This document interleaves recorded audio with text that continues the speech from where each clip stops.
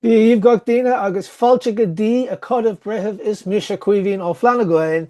Hello, everybody. You're very welcome to the Brehon Academy, and I'm Kevin Flanagan. And in tonight's show, we're going to be speaking to Ciarán McMahon, and he's going to be sharing his pretty interesting research with all of us tonight. Now, Ciarán is somebody who I met recently on the interview that I gave for Off Grid Ireland, which is on my channel under Ireland is an energy or era is an energy or something like that.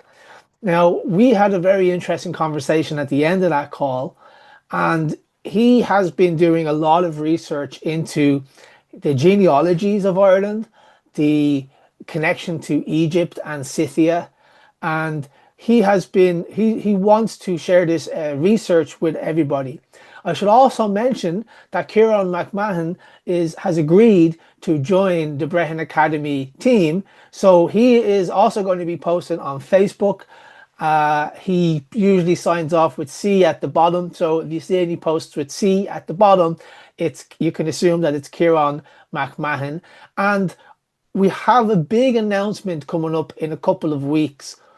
I think you're going to be really interested in this big announcement. So, with all of that being said, before we get into the interview, please check out the brehonacademy.org. That's where you're going to find all of the information about my online courses. And you can actually buy all three of them for the price of two. So check that out if you're interested.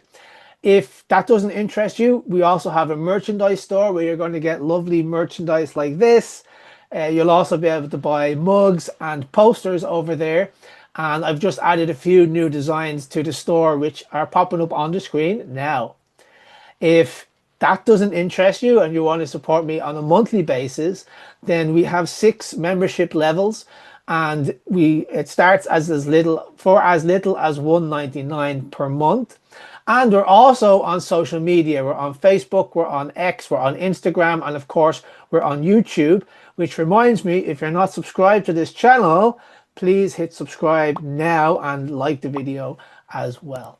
Now, with all of that being said, let's jump into the very interesting, if not a little bit out there, presentation from Ciarán McMahon.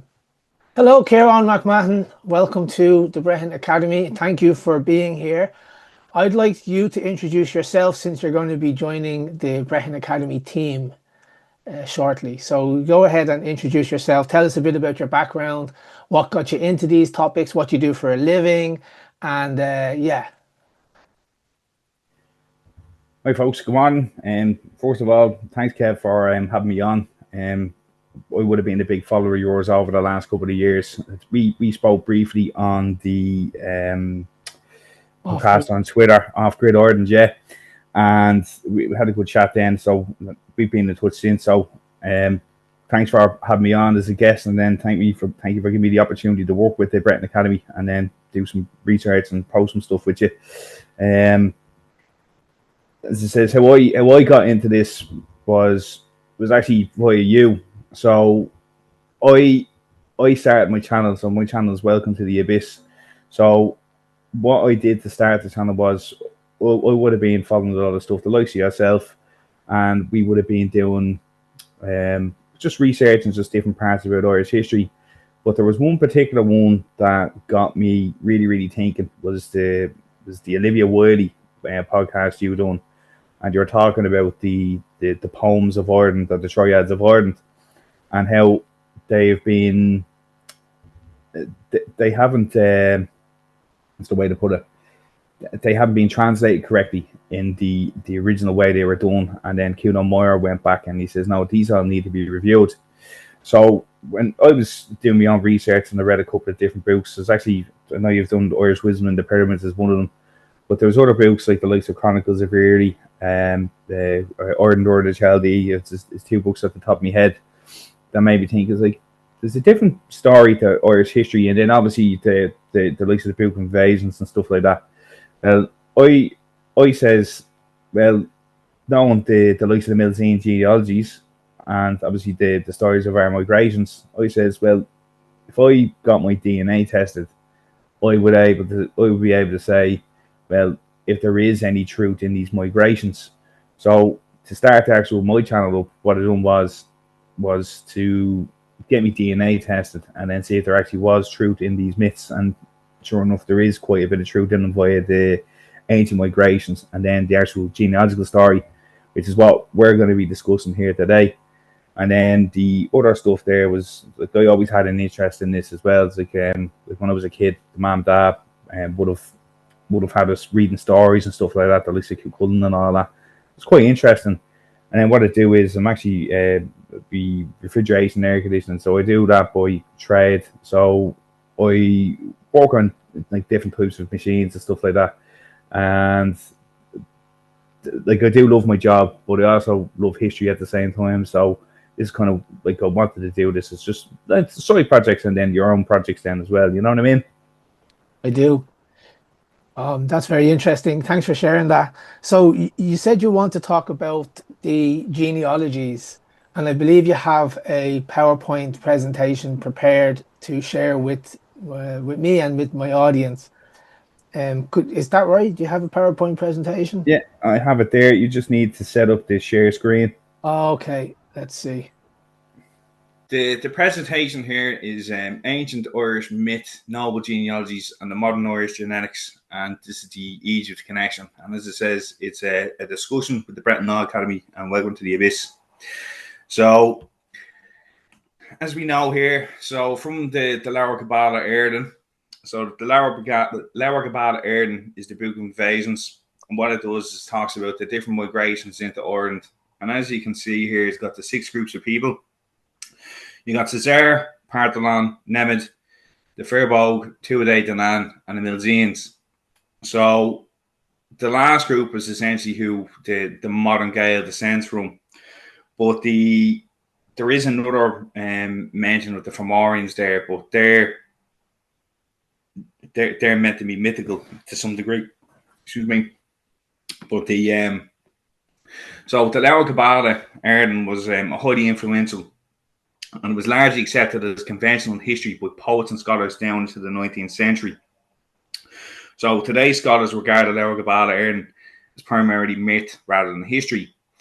So it appears mostly based on medieval Christian pseudo-histories, but it also incorporates some of Ireland's native pagan mythology. And scholars believe that the goal of its writers was to provide a history for Ireland that can compare to that of Rome or Israel, which was compatible with Christian teaching. So, like, as we were just saying there, so it was the likes of this where I was watching the Kuna Meyer Olivia Wiley interview, and I'd said to myself, I was like, well, we are the descendants of these people.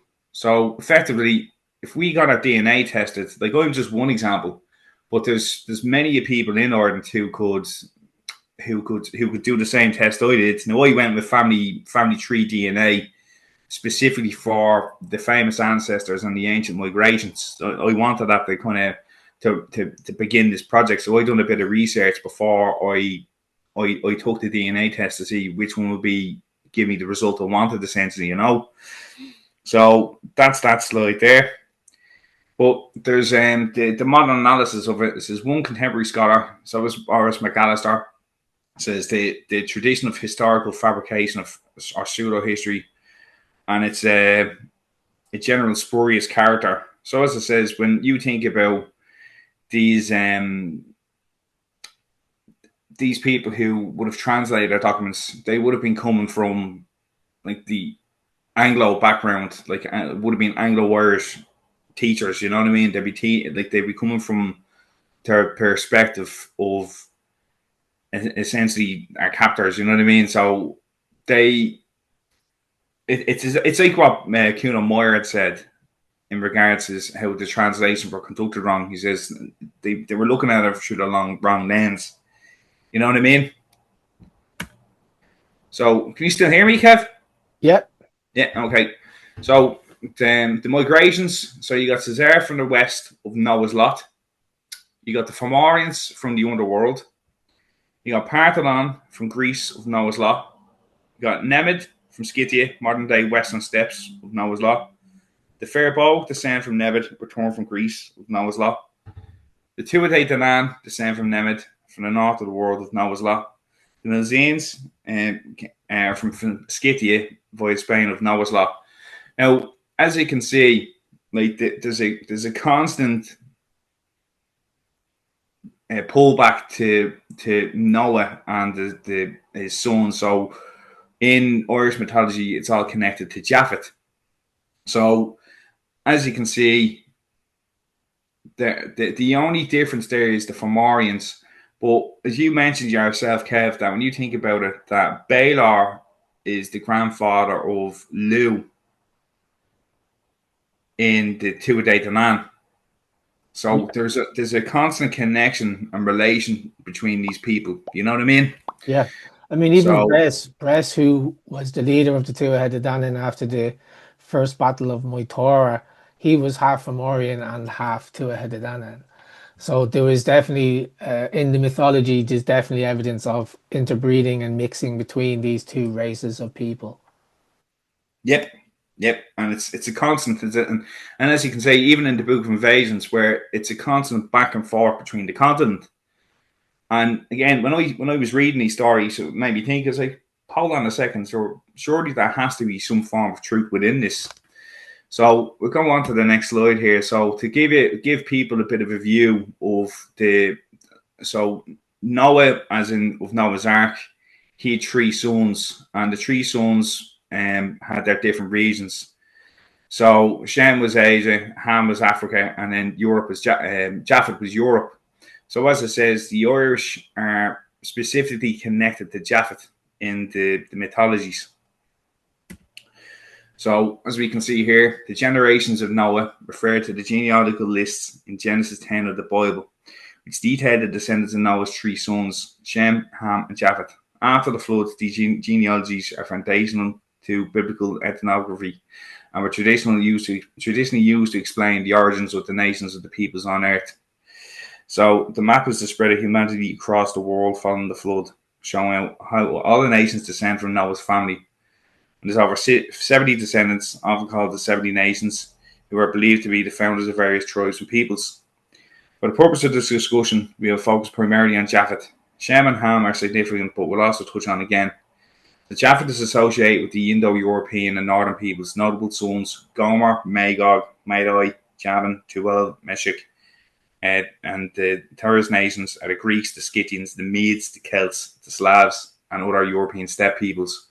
So as you can see, like there's a strong connection here already in regards to what we know about our own people, our own migrations. As we know, the steppe farmers did migrate into Ireland a couple of thousand years ago. I think it was 4,000 years ago, to be precise. And he was seen as the ancestor of the Isles of the Gentiles, the maritime and western lands, which is Japheth. So you also have, to give people the thing is, Ham was associated with the African and some Near Eastern peoples, the noble sons of Cush, Mizraim, Put, Canaan. And the nations are the Ethiopians, the Egyptians, the Libyans, the Canaanites, the Hamites. And they were often depicted as the founders of ancient civilizations. And then Shem is associated with the Semitic people, noble sons, Edom, Ashur, Arphaxad, Lud, Aram, and the nations of the Hebrews, the Arabs, the Assyrians, the Chaldeans, the Arameans.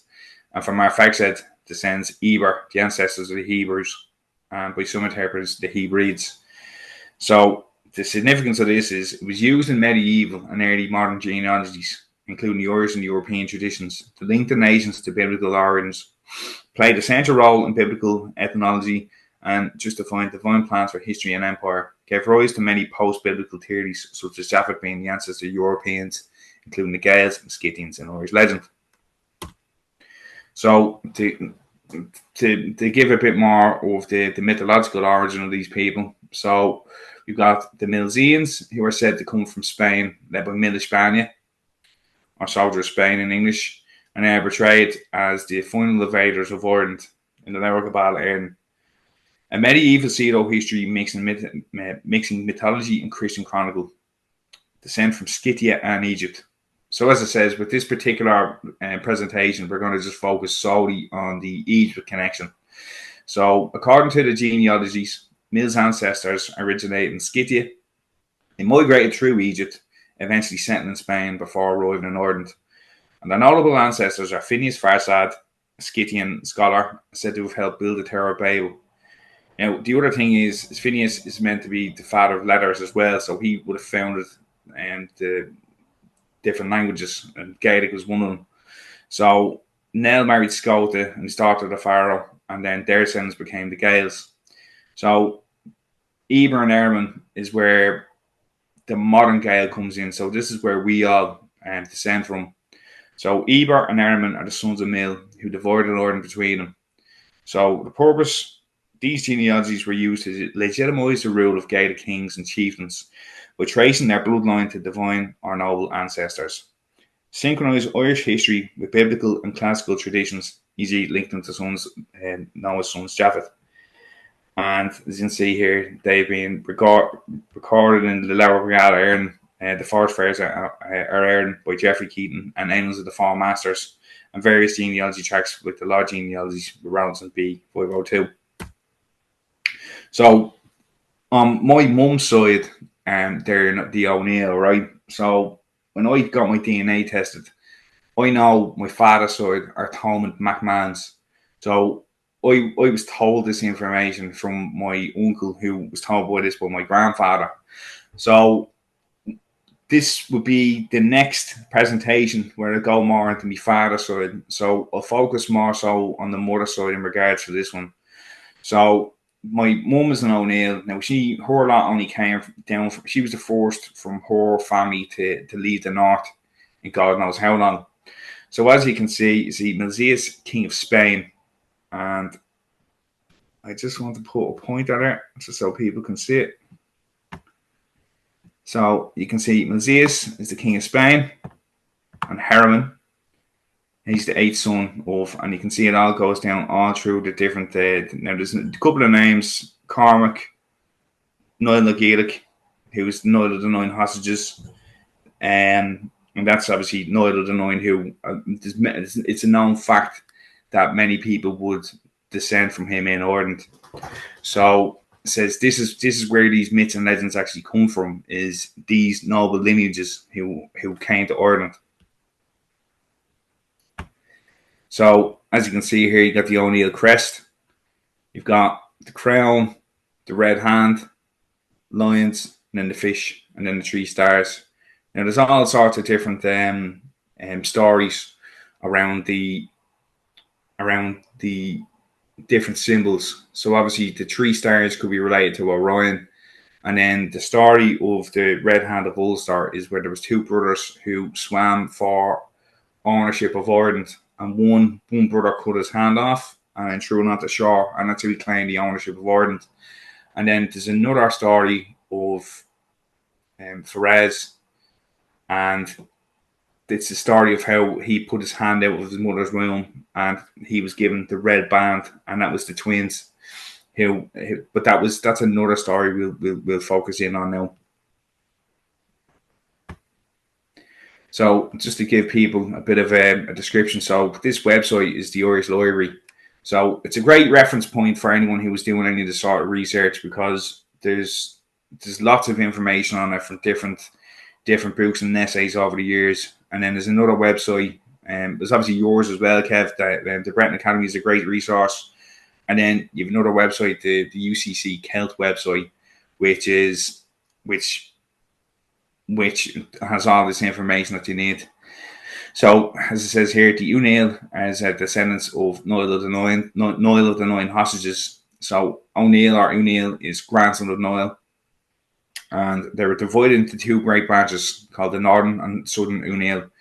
The chief clans of the Northern O'Neill, whose territory lay in the present counties of Tyrone, Derry, Donegal, and North County Sligo. And Cainal Owen, the Cainal Connell, the Cainal Cabra. Well, those of the Southern O'Neill, whose territory were coexistence with the Diocese and Meath, were the Clan Coleman, Clan Fiacach, and Fair Cabra. Now, some of my pronunciations were terrible there, so please forgive me, viewers, and yourself, Kev, as well. So, the Niall of the Nine Hostages, he was a distinguished warrior, and he reigned over Ireland. And according to the Four Masters from 379 to 405, he carried his victorious arms into different parts of Ireland, Britain, and Gaul. and that's where he derived his name, the Nagilic, from his hostages held captive for the good behaviour of districts he had conquered. So when I got the DNA done, I figured that now I'd seen this royal and imperial haplogroups. So to give a read of what's going on here, so there's a blogger on Europedia's Genetics Forum has deduced that the haplogroups of many European kings and queens and living descendants who have been tested, it's long been known that the mitochondrial DNA haplogroup H is dominated the lines of Europe's aristocracies, while Y chromosomal R1b has the most common male lineage. So Prince Philip exhibits the stereotypical genes in this regard. More interesting than the royal persons listed as those who haven't yet made it is the list of Elizabeth I, Charlemagne. It would be interesting to know what their mtDNA was of Elizabeth's mother, Anne Boleyn, or what Charlemagne's male lineage was. So there's a fascinating observation of the All Kings of France. And they were all the G2 haplogroup, which makes up the 5 to 10% of Mediterranean Europe, but is rare in Northern Europe. It is believed to have originated with the metalworking peoples from the Caucasus or Anatolia, who have accompanied the R1b Indo-Europeans on a conquest of the Europe in the 3rd millennium BCE. So, with that little fact there at the bottom there, you can see that there's been a constant back and forth between Ireland and then these more eastern regions. It's constantly going back and forth, back and forth. So, as it says, when you look at the Lower Gabala Erden, that's what the book says. It says there was migrations back and forth. So, the next page here, we will see you have the kings and queens of England and Great Britain. So, we will see Victoria, she's H. Edward VII is H, and then he's got R and B. So when I got my DNA tested, so I'd be R and B on my father's side, and then it'd be H on my mother's side. So this actually is the case for if you're Gaelic or Irish. This is who you are. So this is we all connect to these noble genealogies in some way, shape, or form. And if you go to the Milesian genealogies, it tells us this exactly. But to go back to the slides, a couple of slides back, where it talks about McAllister, the history has been changed. So it's almost as if we've been made to forget our history. So as you can see here, so there's a website, and this is Library Ireland, and this is the pedigrees of the royal family. So it's deduced from the royal stem of Ireland, and as you can see here, you've got Victoria. So I have it highlighted from a previous slide. So that's Victoria. We already seen her in the previous slide. She's H, and then we've got Niall Moore. So that's Niall of the 9 Hostages. Now, as it says, there's plenty of other names there that you can see that all connect into these genealogies. But it makes you question. So when I got the DNA test, and it says, well, I guarantee that if I have this haplogroup, I could connect it with these pedigrees or with these genealogies. So in one sense, you can argue, well, we've got a genetic connection here now. So as we were talking earlier on in the slide discussing the migrations of Ireland from the Book of Invasions, you can see this is H. You can see now the out of Africa theory, I think, could change in the next couple of years. But this does give us a pretty general viewpoint of what migrations had happened. So we do know. Could you just talk us through what we're looking at here? Oh, sorry. So that's what I'm saying here now. So this is the H haplogroup. So this is the ancient migrations map of my DNA test. So this is family tree DNA. So when I got my DNA tested, so I wanted the haplogroup, I wanted the famous ancestors, and I wanted this ancient migrations map. So what this here is, this is the ancient migrations map. So it follows the path of your ancestors. So if you go back to the Book of Invasions, where it talks about the migrations from Spain and Greece into Ireland, well, this gives a pretty accurate depiction of how our ancestors came to be in Ireland. So it makes one question, if there's no truth in the Irish migrations, the Irish myths, then it's pretty accurate, judging by these maps. And then, as the previous slide showed, you've got the connection via the genealogies, you know? And this is the thing. Could you go back to the map, please? Sorry. This is the thing that when those people were writing the mythologies, they didn't have access to DNA evidence. And it's only because of advances in modern advances in science that we can now map these migrations with an element of certainty. And it does make sense to revisit those people who said that there's no truth in these myths. Yep, 100%. Like as it says, it's what made me question it. It's like, well, we can just use modern technology to tell us if there was any truth within it, you know? Yeah. So, as it says, we've got the connection to, and as it says, your previous interviews with the connection to Egypt. Sure, we have it here, and then we got the Spain connection, and then into Ireland there as well. But the next slide is going to show us. So, when I was doing research on which DNA testing company I wanted to go with, I says I wanted to get something that had all the information I needed. So most DNA testing companies will give you a couple of generations back, but I'd spent a few quid to give me all the information I wanted. So on both my mother and my father's side. So with this little tidbit here, so we have Queen Vic. So what this shows us is that she was in. So myself and Queen Victoria here share a common ancestor. So this is what showed up in the DNA. So as it says, who was the common ancestor that we could have? It would be Niall of the Nine, because the modern royal family claimed their noble descent from Irish kings. It's actually like it's kind of funny when you think about it that we're being told that our history is all myth and fairy tale, but the modern royal family claim their noble descent from Irish kings. It's kind of crazy. Yeah, it is crazy, especially when you consider the history of them like colonizing Ireland. Yeah, go on. I'm really excited to see this slide. Yeah. So there's a story that I'm not too sure many people are aware of, and it's the story of the stone of Scone is the chair which, if anyone watched the recent coronation, well, recent, it was a couple of years ago, of King Charles. So in his chair, there's a famous stone known as the Stone of Scone. So that stone was said to have come from Scotland during when the English had invaded Scotland. But prior to that stone being in Scotland, it resided in Ireland. And prior to residing in Ireland, it was said to have been taken from Egypt.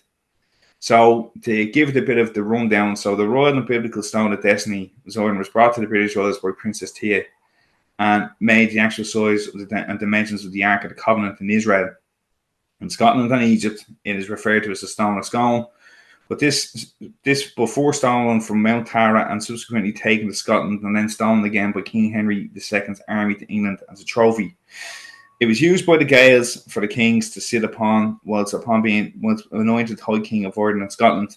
It was originally a stone from a wall of King Solomon's temple in Israel. It was returned recently to Scotland by Queen Elizabeth, but its rightful place sits at the top of Mount Tara in Ireland as its real home. So it says there's quite a connection. So we have the genetic connection. We have this relic connection is there, and then we have the genealogies. So there's obviously something to these stories that it's worth looking into. So if you take a look at the image on the right hand side, it gives you essentially what is the noble genealogy of the modern royal family.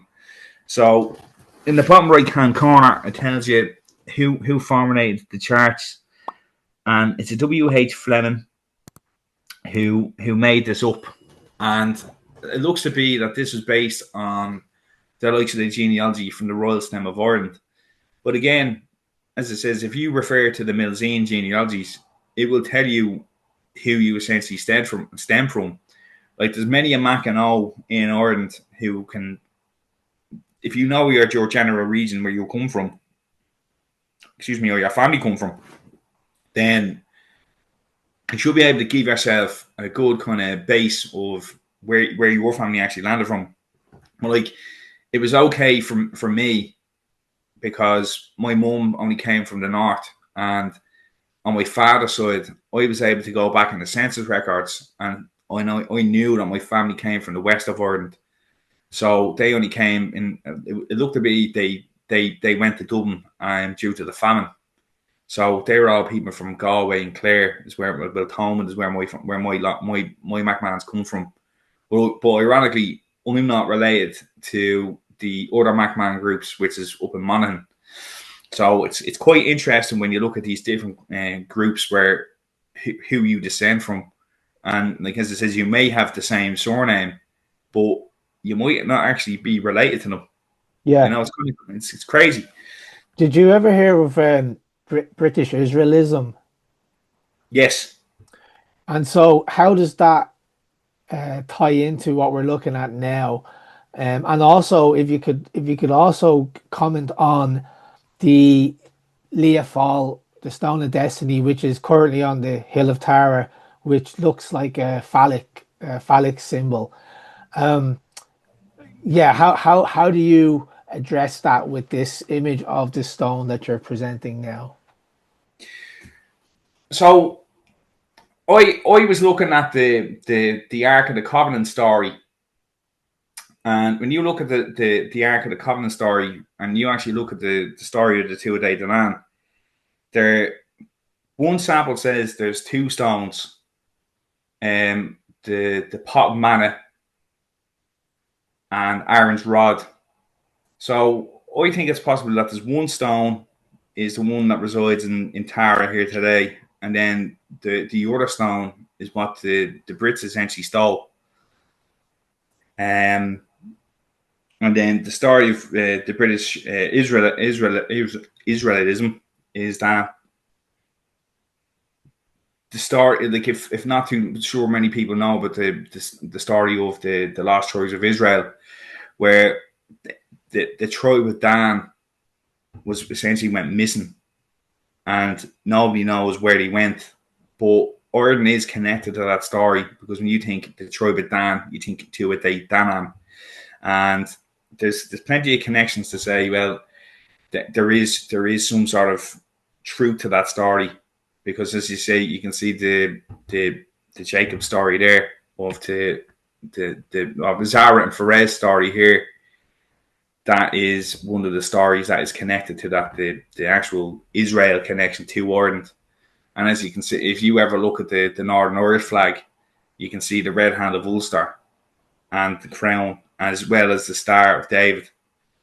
So it's all quite interesting. Like there is rhyme and reason to these stories. And then I think you covered that story as well, how the British Israelites went to Ireland and they actually went looking and the Hill of Tara for the Ark of the Covenant. There was a book, I can't remember the girl's name now, but she wrote that. It says it was the time of, it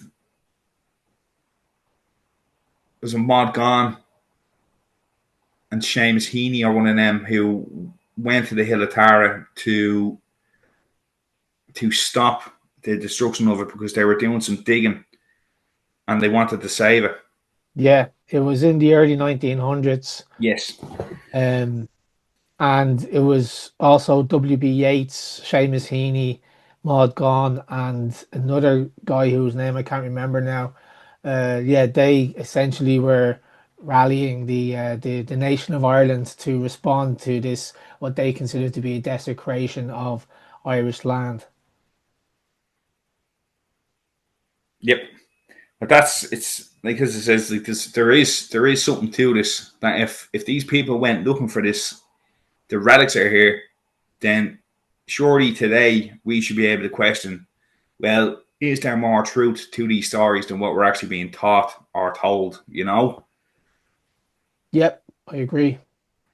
I'm just going to head on to the next slide. So, as you can see, just to show a bit of the Egyptian connection here. So, we've got, this is my father's side DNA. So, my McMahons are said to descend from Brian Boru. So, that connection is there. But also shows with Tutankhamun. I know you've done an interview there recently with Luke Eastman. So, that's a connection there with Tutankhamun. That would be of interest to him as well. And another thing is, you got Tsar Nicholas Romanov. He is the great grandson of Queen Victoria as well. So again, it's another connection to all these different, I suppose, noble families. Like we know Tutankhamun was R1B. Charles Darwin as well. Yeah, Charles Darwin there as well. There's a couple of interesting names there, a couple of famous ancestors. So it's just really, really, really interesting. It's like there's something to this, and I'm not sure if many people know this about the Egyptian mummies with red hair. So there is quite an interesting connection there when you think about it. Again, all these back and forths, the back and forth. Could you tell us a little bit more about those mummies with red hair? Yeah, so I was actually in Egypt was it May of 24, and I'm trying to think of the pharaoh's name. Ramses II was one of them, and you can actually see it's on like he's kind of bald. He's got his red hair. Now sometimes they do argue that it's age of the mummies and all. It's kind of said that that's where the redness comes from. But there is other mummies around Europe. Like there's even said about those mummies, like ginger mummies in Asia as well. Yeah, I heard about the ginger mummies in China. Yeah, China, yeah. So there's a lot of connections kicking around. And like if I was over in Asia there last year as well, and when you think about the Buddha has blue eyes. And there's like again, when you look at these Irish connections, like it's Asia Minor, it's Egypt, it's Spain, it's all these, and then the steppes is all. That's all this. All these places are mentioned in our mythologies, but it's curious that these stories are completely just left out of the mix in regards to your Indo-European history, because to me it could be a key part of history that is just being neglected or deliberately forgotten about. Depends on what your perspective is, really. Yeah.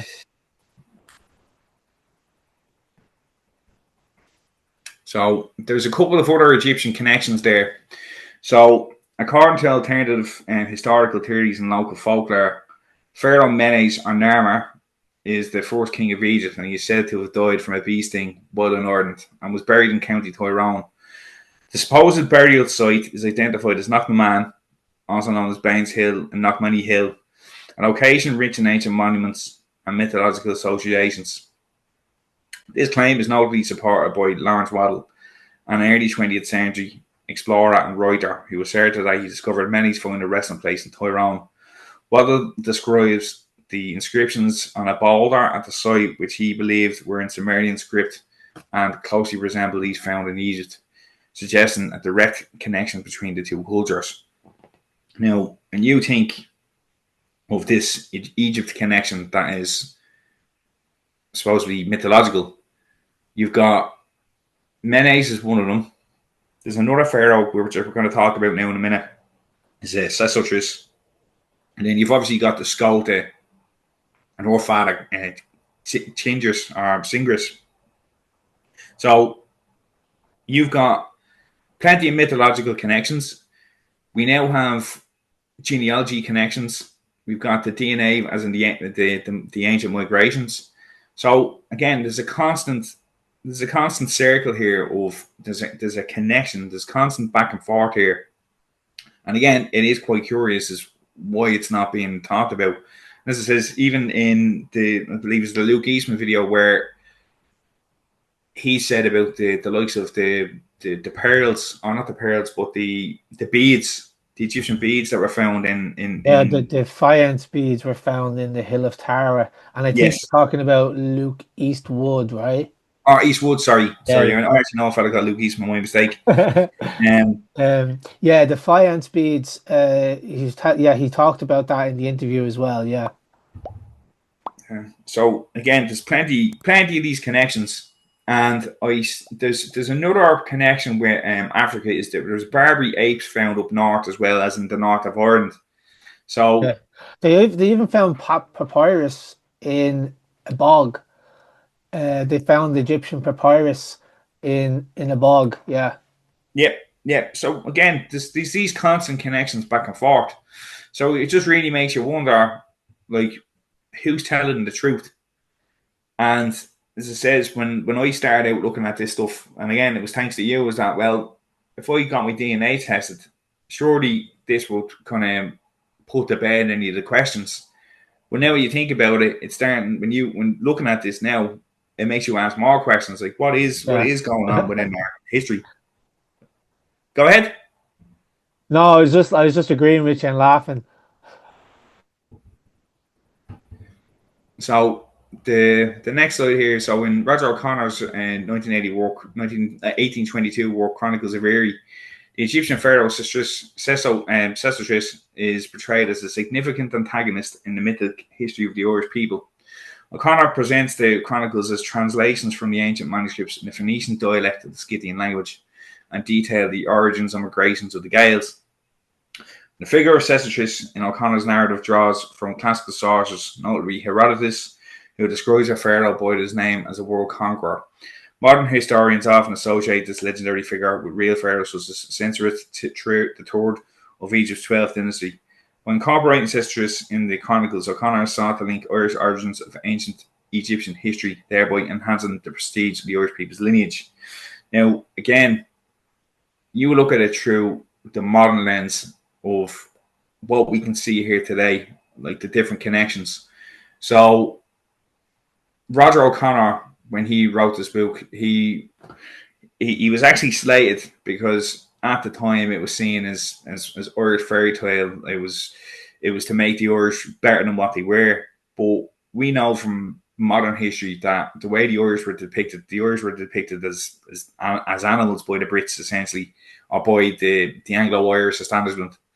And as it says, we've got something like Anglo brain going on here, where it's people can't see past this Anglo lens of Irish history, and I somewhat think that affects the rest of the world.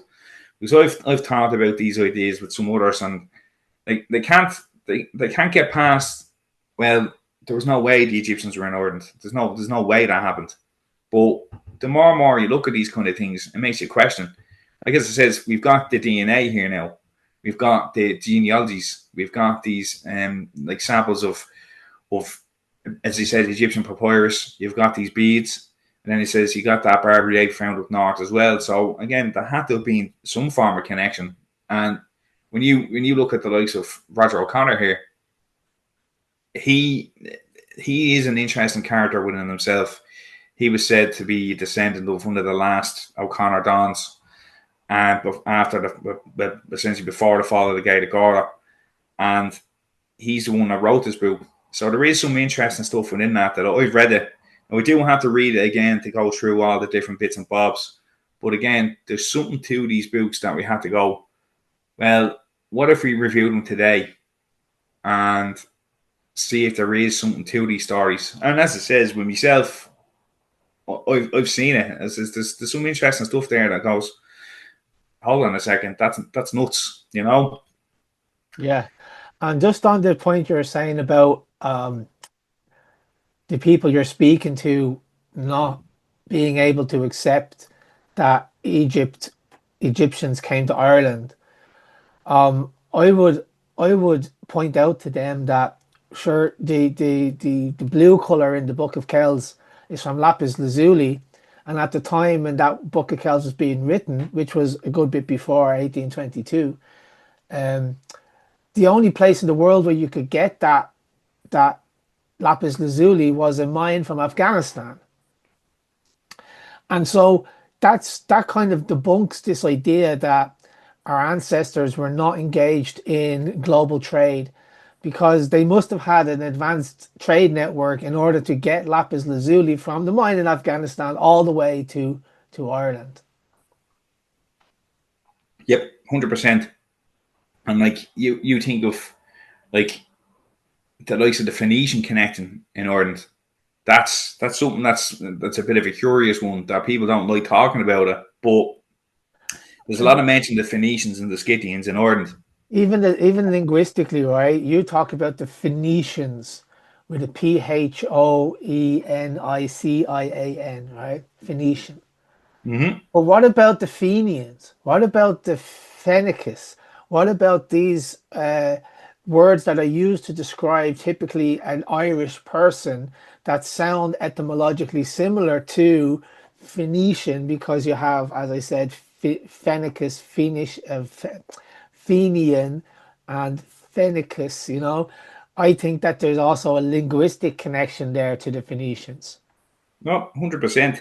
And even when we talk about Phineas Farsad, you think Phineas Phoenician, and Farsad, you think Farsoi, you think the Persians or Iranians. Yeah. And what I don't think maybe a lot of people don't notice is the Phoenicians and their impact in language. So Cadmus was said to have given Cadmus the Phoenician was said to have given letters to the Greeks.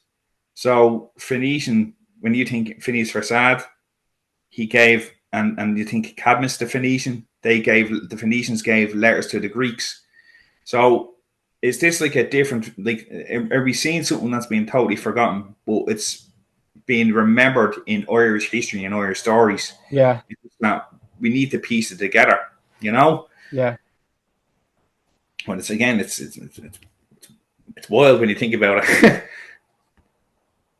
So we're going to look at some interesting objects around Ireland. So the Boyne Obelisk, also known as King William's Obelisk, was a monument erected in 1736 near Albridge, County Louth, Ireland, to commemorate William of Orange's victory over James II at the Battle of the Boyne in 1690. Standing 53 metres tall on a 9-metre rock mound by the River Boyne, it was the tallest man-made structure in Ireland and the tallest obelisk in Europe at the time. Its granite base bore inscriptions celebrating William's triumph, which secured Protestant ascendancy in Ireland. The obelisk was a significant landmark until it was destroyed by explosives on May 31st, 1923, during the Irish Civil War, allegedly by members of the National Army. Efforts to rebuild it have been supported by the groups like the Orange Order, though plans have faced logistical challenges. Now, this again is curious. What was the fascination with these people and obelisks? So, is it a question of maybe the obelisks were actually already here? Because there's a couple of them kicking around in all these different regions around the world, and like, why are they there? And again, you look at the likes of the Stone of Scone, that's a relic. You have these obelisks, you have the genealogies, now you have the ancient DNA connection to Ireland and Egypt. And it's like, why is this stuff showing up? If there's no connection, then why are they there? And it to me, it's worth asking the question. Like, there has to be something to it, as opposed to they built them for the crack, you know. And then I just had a slide here. So in Herodotus' histories, there appears to be a story told about Egyptian priests about a pharaoh Sestertus who once led an army northward overland to Asia Minor. They fought his way westward until he crossed into Europe, where he defeated the Scythians and Thracians, possibly in modern Romania and Bulgaria. Sestertus then returned home, leaving the colonists behind, the rivers Vastus and Colchis. And Herodotus caused him to read that much of the story came secondhand via Egyptian priests, but also note the Colchians were commonly believed to be Egyptian colonists. Herodotus also relates that when Sestertus defeated an army without much resistance, he erected a pillar in the capital with a vulva on it symbolized the fact that the army fought like women. Pliny the Elder also makes mention of Sestertus, who he claims was defeated by Solchus, a gold-rich king of Colchis. Herodotus describes Sestertus as the father of the blind king Pharaoh, who was less warlike than his father. And according to Professor Alan Lloyd, the core of Herodotus' narrative is provided by an Egyptian tradition which presented sausages as a model of the ideal of kingship. This certainly contained an historical element, but it was being supplanted and contaminated by folklore, nationalist propaganda, and Greek attitudes. Again, that is quite curious as to why all this stuff is here. And for the next slide is we have this step pyramids in Ireland. There's two such examples. There's one in Neil. So Neil, you could think Nell, in County Mayo. And there's another one in Killiney in South Dublin. So there's two step pyramids, but there's other examples of pyramids. One in Arklow, one at Derry, and one in Offaly. So again, there's a constant connection. So you've got obelisk, you got step pyramids, you got relics like the Stone of Scone. You've got all these bits and bobs that say that you can argue there is a connection with Ireland. So the Pyramid Neil is a 30-foot tall step pyramid located in the Neil, a small village in County Mayo, Ireland, built around 1760 by Sir John Brehon, the 7th Baronet and 1st Baron of Kilmaine. It was constructed as a memorial to his brother, Sir George Brown. The pyramid, designed by the Earl of Claremont, rises in 10 layers from a 40-foot wide base and is considered an architectural folly, a decorative structure with no practical purpose. It once featured a lead figure of Apollo at its summit, later replaced by a wind vane for meteorological observations. One story suggests it was built to provide work for locals during post-famine hardship, using stones from the estate. The pyramid was refurbished by the Office of Public Works in 1990 and remains a notable landmark on a heritage walk in the area. So again, it is a curiosity. It's like if we know from modern history that the establishments genuinely hated people. They hated Irish people. They hated our religion. They hated our culture. That's what they tried to eradicate us. So to me, it is quite curious that some of these landlords in their hearts of gold, and I say that with sarcasm, that they says we're going to get our peasant farmers to build these random follies and just dot them around the country for the crack. So again, is it a question that these monuments were here and they were just assumed and taken over by these landlords when they took the land? Because there's as we can already see, we have already seen with the likes of our mythologies, our alleged mythologies, that they were taken as fact up into the 18th, 19th century. And then it was decided, no, this is all rubbish. And they decided, no, it's not happening. But the modern royal family, for example, still claim their descent from Irish kings. Like, it's a known fact. Brian Boru is an ancestor of the modern royal family. That's not new. That's well known information. So are you suggesting that these structures were already there? Well, I believe so. There's some other interesting monuments kicking around. What evidence would you have to come to that conclusion? Just from what we're seeing in regards to all the other stuff, like all the other connections to Egypt. And to me, like, if they've decided to take our history and repackage it on as a fairy tale, what's to say that they haven't done the same with the likes of these step pyramids and these obelisks that you see kicking around Ireland? You know, like to me, it is quite curious. Okay, and okay, but the thing you were saying about the landlords out of the goodness of their heart, I tend to remember reading an account of the famine where a lot of Irish people would be too proud to ask for charity. So as a way to get around that, they gave them jobs to do, and that's why you have these things down the country called famine walls, and they're literally just walls that are going to nowhere. They're not blocking anything off. And that was a way that they compromised with the Irish who were too proud to take charity. So I wonder if that would that come into your theory or anything like that? Well, yeah, but still, to me, there's too many coincidences. You know, like as it says, if you look over in Scotland, the British royal family have Egyptian pyramids as tombs also. So to me, that shows a connection, a constant connection to Egypt on their end. And then, as it says, when you see it here in Ireland, you've got these numerous, as it says, you got the two styles of pyramids. You got the step, and then you got the standard pyramid. And then, as it says, you got the likes of these obelisks kicking around. So again, to me, it is all very curious. It's why are they there? And especially in this particular region with Neil, you think I was thinking the Nile connection. Yeah, Now up around that, could you explain that a bit more, please? Because I'm not sure if I don't know if the listeners would have caught that connection from earlier. sorry. So in relation to the Egyptian connection, so you got Skota, but you also have Nel. So Nel was from Scythia. So Nel left Scythia, went into Egypt. And then when Nel and Skota left Egypt, they went into Ireland. And then this is where our modern ancestors come from. But this is where we descend from, rather. So in that region, Mayo, it's Neil, as in Neale. And I was looking at the connection here, and I was like, is there a connection with Nel, as in Nel and Skota, with the pyramids? That's where my line of thinking was with this one. Got it. Yep, makes sense.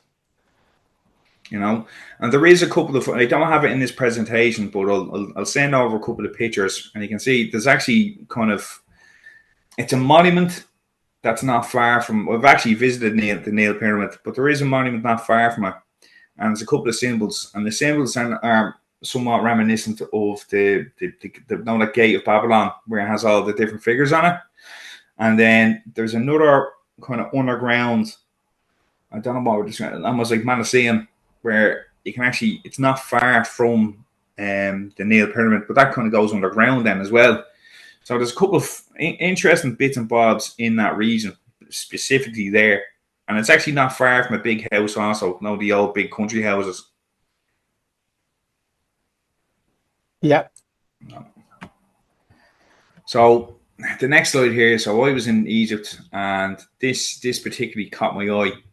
So this is an astrolabe, and it's an ancient astronomical instrument used for solving problems related to time and the position of celestial bodies, originating in the Hellenistic period, possibly with Hipparchus around the 2nd century BCE. It was later refined by Islamic astronomers during the Islamic Golden Age, with figures like Al-Zaraqi enhancing its design. The device typically consists of a flat circular disc with a rotating component and various scales, allowing users to measure the altitude of the stars of the sun, determine local time, and assist in navigation or surveying.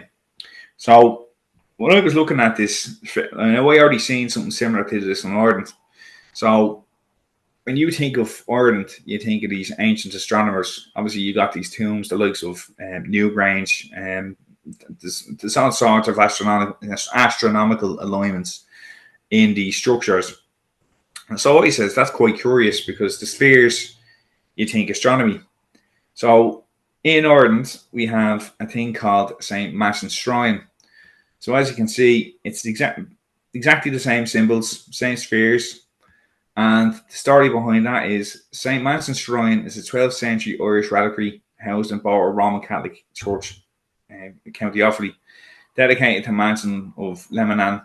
It's Ireland's longest serving reliquary, measuring 60 centimetres wide, crafted from yew wood with bronze gilt and enamel decorations. It features large bosses and intricate Celtic Scandinavian interlaced patterns, blending Irish and Viking urn styles.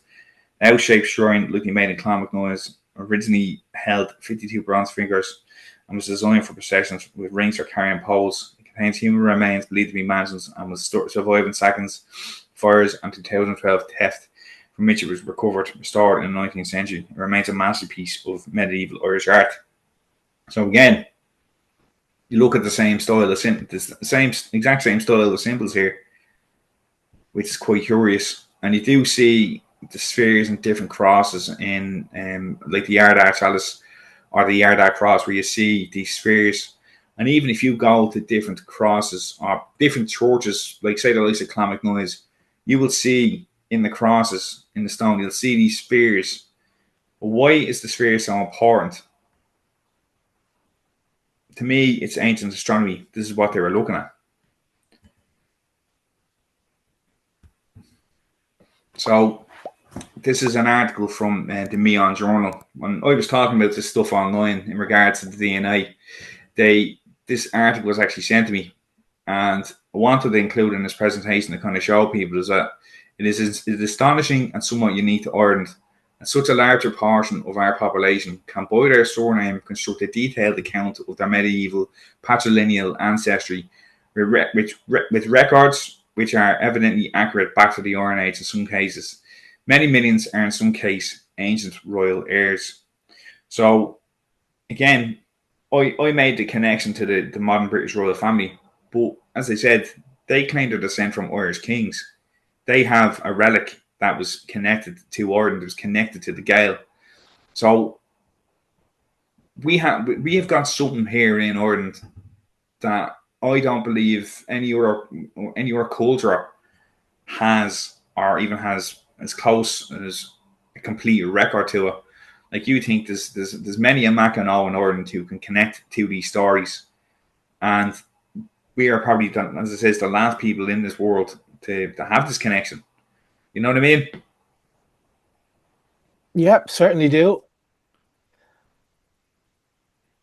So to just go back, so the O'Neills, so there's a branch of O'Neills who left during the flight of the Earls.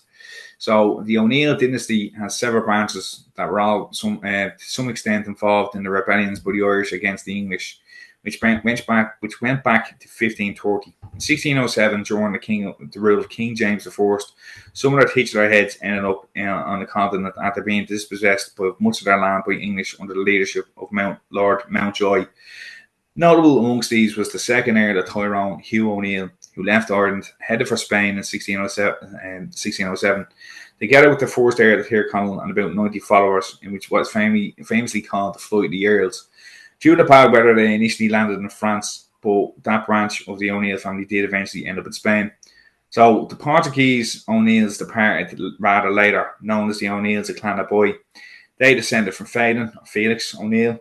He fought against William of Orange at the Battle of the Boyne in 1690, and in the defence of Limerick before sailing to France with his regiment, entering the French service in 1691 and fighting with the Irish Brigade.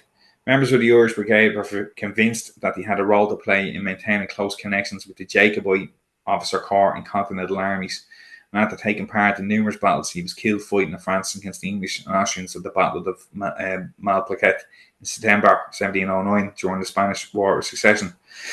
The British Parliament passed the Act of Settlement, which excluded Catholics from the succession soon after the passage of this Act. When Queen Anne had become the monarch, Fenham's estate was confiscated by the British. His only son, Con O'Neill, remained in Dublin, marrying Cecilia O'Halloran, and descended of the sister of the great Hugh O'Neill. But their eldest son, Joe O'Neill, who was born in Kilmore, County Tyrone, moved to Portugal in 1740, together with his two brothers. The family has been in the country ever since. The current head of the family is Hugo Riccardi O'Neill. His great-grandfather, George Torrades O'Neill, of whom which much later was successfully pressed a claim to the British College of Arms in 1896 to be recognised as the head of the entire House of O'Neill. He also presented several documents to the Portuguese Council on Nobility, resulting in the clerk of the nobility awarding him a certificate. He then started to refer to himself as the Count of Tyrone. So essentially what this means is there was a number of families, and there's McMahons, O'Neills, O'Donnells, I think O'Connors all went into Europe, and they had their nobility recognised. Now, you think the ancient connection of obviously Ireland, Britain, Spain, Portugal, France, there is an ancient connection there. Obviously, you think the Celts, okay, but when you see now, these are Catholic nations as well, so you could argue that they recognise them as Catholic nobility because this is Gaelic nobility, and you could argue that, but I think what they were doing was they were actually recognizing something more ancient. They recognized that this is the more ancient noble families that they connect to themselves. You know, so in the Milesian genealogies. So as the Milesians were the last colonists and the subdued the races of the previously existing in Ireland, only their genealogies, with a few exceptions, have been preserved. The genealogical tree begins therefore with the brothers of Eber and Erimon, the two surviving leaders of the expedition whose ancestors are traced back to Magog, the son of Japhet. The great southern chiefs, such as the McCarthys and the O'Briens, claim descent from Eber. The northern families of the O'Connor, O'Donnell and O'Neill claim Erimon as their head. There are also families claimed descent from Emer, the son of Ir, and brother to Eber and Erimon, and also from the cousin Luad, the son of It. From these four sources, the principal Celtic families of Ireland have sprung. And though they do not quite trace the line of the Grand Oak Gardener and his wife, they have a pedigree which cannot be gainsaid, which might be claimed with pride by many a monarch. From the lost records of the most perfect work of this kind of extant. But there are tracts of the Book of Leinster and the Book of Ballymount, which are the highest authority. O'Curry is the opinion that the Book of Leinster were copied from the Psalter, Catra, and other contemporary works. The historical use of these genealogies is very great, not only because they give an authentic pedigree and approximate data for chronological calculation, but for the immense amount of correlative information which they contain. Every freeborn man of the tribe was entitled by blood, which can come to his term to succeed to the chieftaincy. Hence the exactitude with which each pedigree was kept. Hence their importance in the estimation of each individual.